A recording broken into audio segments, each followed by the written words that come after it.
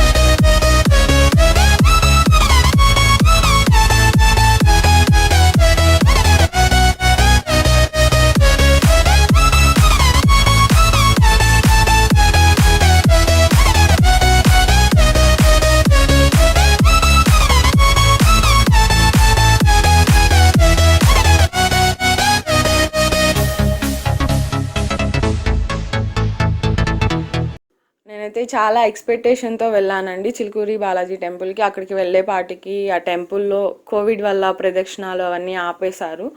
So only మామూలుగా వెళ్ళి దేవుణ్ణి దర్శించుకొని వెళ్ళిపోయాం బయటికి.